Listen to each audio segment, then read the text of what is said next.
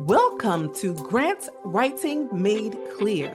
The truth is, the grant writing process isn't always clear, but with the right guidance, proven actionable strategies, and expert insights, the process becomes easier, simpler, and yes, clearer. I am Dr. Trenette, your host of Grant Writing Made Clear, and a former nonprofit president turned distinguished professor and behavioral scientist with 2 decades of grant writing experience. I remember what it was like to be a busy nonprofit leader with little time but big financial sustainability concerns. Over the years, I have transformed my skills from securing $1,000 foundation grants to winning multi-million-dollar federal grants.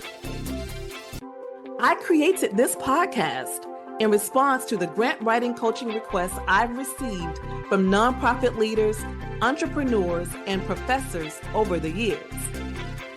Join me each week as I reveal insider strategies and share key lessons that turn wishful thinking into winning applications. Pull up a seat and get ready to be inspired, empowered, and transformed. Whether you're a beginner or a pro looking to sharpen your skills and create a life you love, you're in the right place, my friend. Let's get started. Hello and welcome to Grant Writing Made Clear. I am your host, Dr. Trenette, and today we're diving into quite a few strategies to transform your grant writing. I think it's almost 25 that I plan to talk about today.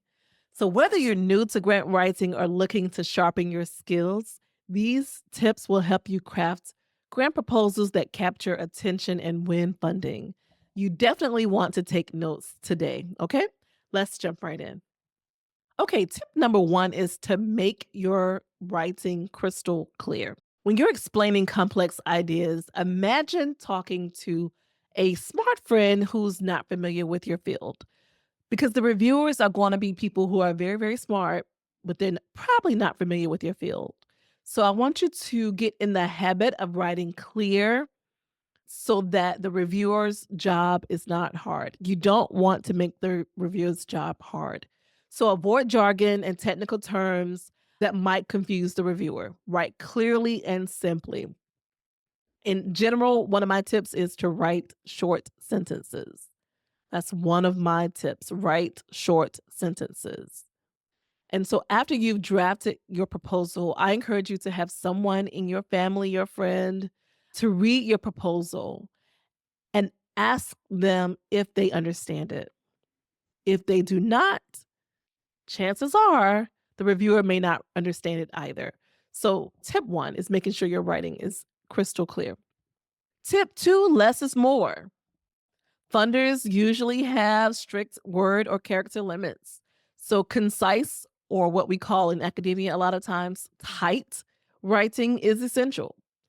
So I want to encourage you to only include words that you need to include. For instance, instead of saying, due to the fact that there is a substantial amount of evidence, you could simply say, because substantial evidence shows, right? So you went from maybe 10 words to 5.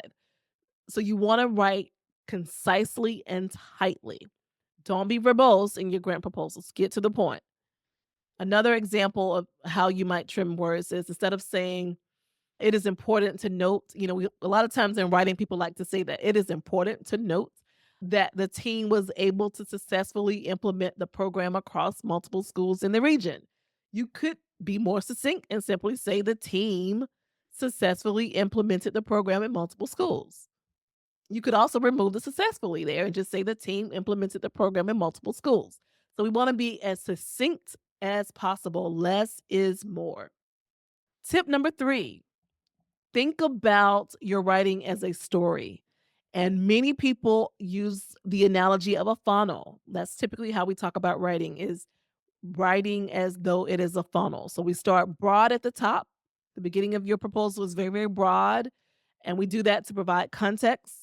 And then we narrow the focus to highlight the specific problem, your unique solution, and its anticipated impact. So hopefully soon, I'm hoping to host a webinar or a workshop where I can show examples of this writing approach. But imagine it as a funnel where you start broad at the top and then you narrow it down to guide reviewers seamlessly from the context to the proposed problem to the proposed solution. Tip number 4 is active voice. Active voice makes your writing clear and direct, while passive voice, to me, it often sounds vague and definitely unclear. So, an example of passive voice is funds were allocated to the program by the committee. Example of active voice is the committee allocated funds to the program. The second version of that sentence is shorter, clearer, and more engaging, right? So it's clear to us in the second sentence exactly who allocated the funding. And so reviewers tend to appreciate writing that gets straight to the point. We want you to get straight to the point. We want you to be clear. We don't need extra words. Get straight to the point. Tip number 5, the revision ritual. I've said this before that writing is rewriting, writing is revising. Grant proposal writing for me is revising, revising, and revising again. Your first draft is just the beginning. Your first draft is just step 1. Okay. So I want you to remember that revisions is part of the process. And that means for me, a lot of times I'll write a proposal or I'll write a manuscript, and then I like to let it sit and come back to it at least a day or so later with fresher eyes. Because when I come back with fresher eyes, I will likely see something that I didn't see the first time. Some people also like to read aloud.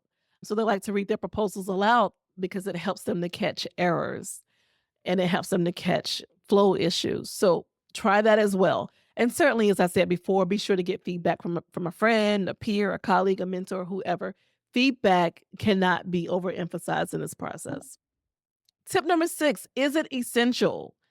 After writing each paragraph, ask yourself, why does this sentence matter? Why does this paragraph matter? Why does this content matter? And if you cannot answer it immediately, it's time to revise. Tip 7, learning how to synthesize the literature. Citing literature is not enough. You have to synthesize it. The literature section really is the intellectual backbone of the proposal. So you want to connect findings from different studies to tell a cohesive story about the problem you're addressing. Again, I'm hoping soon for us to be able to gather as a community so I can show you examples from my proposals. I think that'll help for people who are more visual. Tip number 8, the backward read. Reading your work backward, sentence by sentence, can sometimes help you spot errors you might otherwise overlook. So I would say this is not my go-to tip. The backward read is something I do if I have extra time, but it will help you to catch things like typos or repeated words that you may not catch when you're reading forward. So just wanted to offer that to you as you consider writing. Tip number 9. Again, we want to be as clear and simple as possible in our writing. Sometimes people tend to think that complexity equals intelligence, and it does not. I believe true intelligence is taking a complex idea and making it simple. So I want to encourage you to make it as simple as possible. Okay. Keep it simple, keep it succinct, keep it clear. Consider that your reviewer is someone who is very, very bright, but don't have a lot of time. They want you to get straight to the point. Okay. Tip number 10, a reminder that it's important that you understand the professional rules of writing. Some of these rules are written, some of these rules are unwritten. So, quickly, and again, I can go deeper into this when we have time together in a Zoom room. But for now, just know that there are certain rules that apply maybe in certain places that do not apply for more academic kind of writing. So, we suggest, as an example, to avoid contractions. Don't use contractions. Avoid first person pronouns unless appropriate. Maintain a professional tone. Again, we're not using conversational language here. We also Expect people to spell out acronyms the first time they appear. So the first time you write an acronym, it should be spelled out. Use precise word choices. So instead of saying silverware, if you're really talking about a spoon, just say spoon, right? If you are referring to middle adolescents, say middle adolescents and not children. We want you to be as precise, clear, and simple as possible. And don't forget about parallel structure in lists. So that's a big one I know for one of my my colleagues. She's really big on parallel structure. So ensuring that the entire sentence is parallel. So you wouldn't say, for example, she enjoys reading, writing, and to sing. To sing. So parallel structure is another piece. Lots of other ideas I can offer, but I wanted this episode to be a little bit shorter because my last couple have been longer. But just know that there are many written and unwritten rules in writing. And I hope these 10 tips along the way that I've offered today are helpful. Again, the 10 tips are: make it crystal clear, less is more, think about your writing as a funnel, use active voice, revise, revise, revise. When you write, think about whether or not it's essential. Literature synthesis is incredibly important. The backward read when you have time, keeping things as simple as possible. And then some of the technical advice I gave you at the end about spelling out acronyms the first time, parallel structure, precise wording, no contractions, some of that technical advice that I gave as well.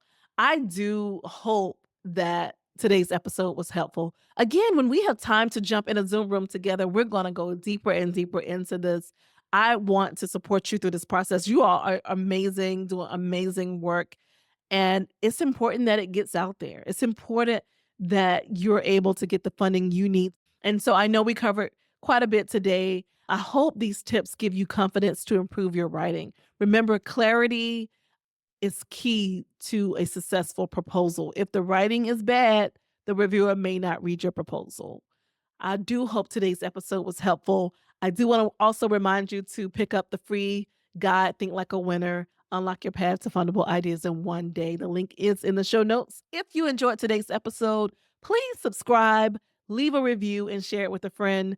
Let's keep making our grant writing journey clear, purposeful, and wildly successful. I do thank you for tuning in to Grant Writing Made Clear. I know you could have been anywhere in the world, but you chose to be right here with me. And for that, I say thank you. My friend, please keep dreaming, keep writing. Your work is needed in this world. You're worthy, you're valuable. Don't let anyone tell you anything different. I love you. Take good care. Thank you for listening to Grant Writing Made Clear.